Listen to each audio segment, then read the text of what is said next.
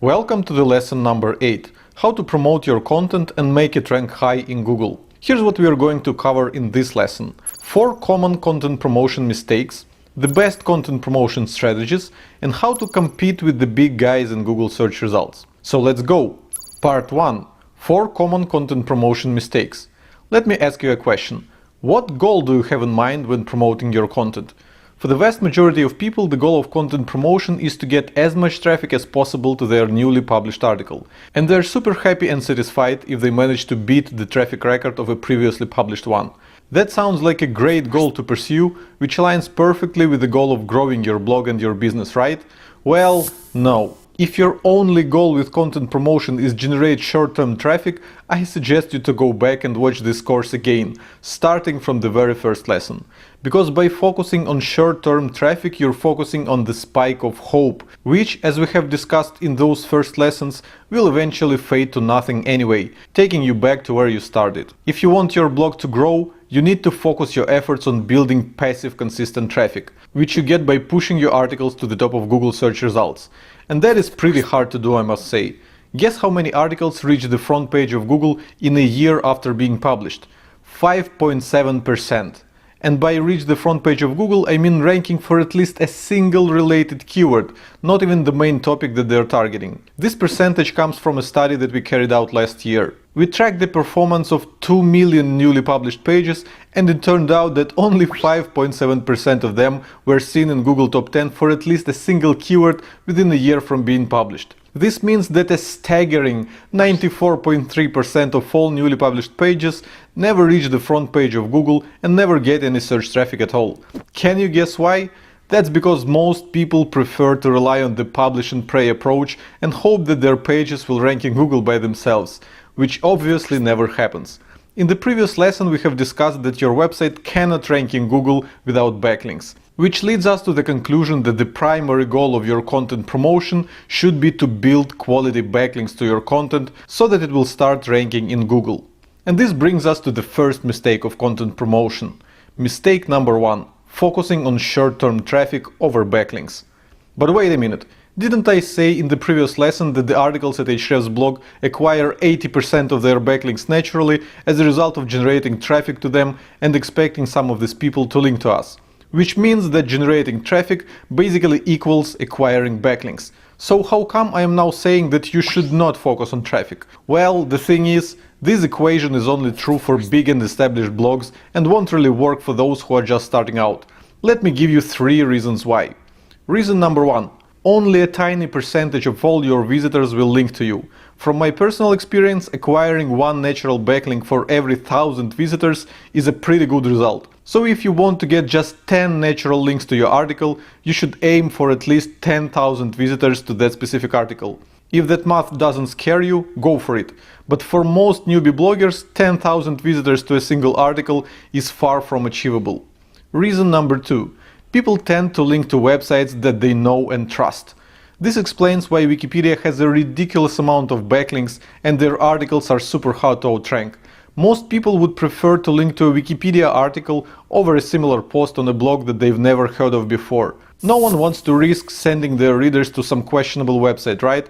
That's why brand new blogs struggle to acquire new links naturally. And finally, reason number 3.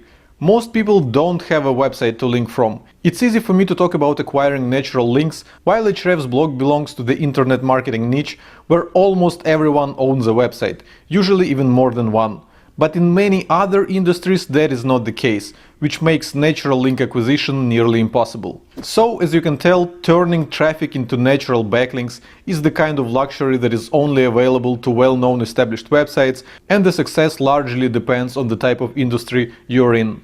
If you're not in the fortunate position of being a well-known and established website, I'm afraid you'll have to manually build your backlinks rather than wait for them to come naturally. And I'm about to share quite a few actionable link building strategies with you, but not before we discuss 3 more mistakes of content promotion. Mistake number 2. Giving up content promotion too early. Most bloggers have a so-called content promotion checklist that they reference when promoting every new article that they publish. It usually looks like this. send a newsletter to email subscribers, post on social networks, Twitter, Facebook, LinkedIn, Pinterest, etc., submit to Reddit and any relevant forums and communities, reach out to everyone who was mentioned in the article, etc. Some bloggers have more items on their checklist than others, but as soon as that list is completed, they forget about that article and move on to a new one, and that is a big mistake.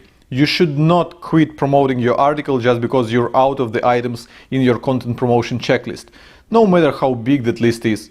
Your goal is to rank high in Google and get passive search traffic to your article, remember? So your content promotion should not stop until you reach that goal. There's a rather famous piece of advice which suggests that you should put 20% of your efforts into creating content and 80% of your efforts into promoting it. These numbers are meant to illustrate that content promotion is uber important. And while I totally dig what the author of that advice was trying to say, I actually think that this is a very misleading analogy. So I invented my own rule. It's called the 110 to 110 rule. And it means that you should go an extra mile in both creating an absolutely outstanding piece of content that your readers will love and promoting it super hard and not quitting until it reaches the top positions in Google. So why don't you do a bit of research and throw a few more items into your content promotion checklist? Luckily, there's no shortage of different tactics that you can use. Just Google around a bit and you'll find a ton of ideas. Let me add just a few more items for you to consider. Submit your article to relevant groups on Facebook, LinkedIn, Google+. Mention it in relevant conversations on public Slack channels. Repurpose your content into different formats, video, audio, slides, images, and syndicate it to proper websites with a link to the original. Reach out to everyone who has linked to articles on the same topic. Reach out to everyone who has published articles mentioning that topic. Publish a guest post that references that article and make people want to check it out. And here's something very important. Most of the strategies can only be used once, but some of them can be scaled almost indefinitely, like guest posting. What stops you from publishing more and more guest posts that each link to your article, thus helping it to crawl up the Google rankings? Same with outreach. It scales rather well and it's a great way to get quality backlinks. We're going to cover both of these strategies later.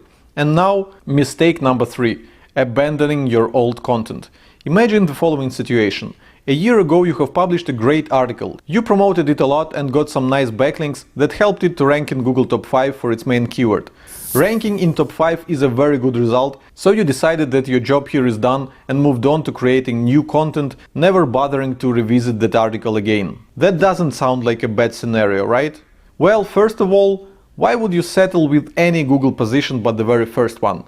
I mean, if that article brings customers to your business, you wanted to get as much relevant search traffic as possible, right?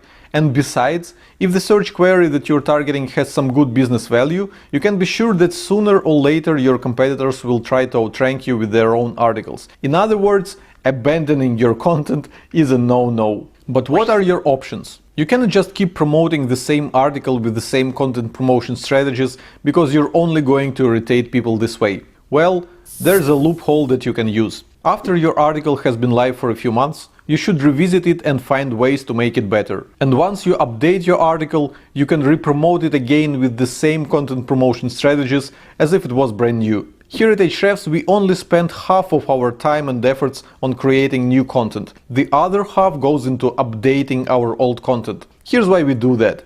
First of all, if the article gets traffic from Google, we want to make sure that our visitors are getting the most up-to-date information on the topic. Letting our articles age results in a bad user experience. Secondly, the mere act of updating your article with fresh information sends a positive signal to Google and often leads to better rankings on its own. And finally, in most cases, our updates are quite substantial.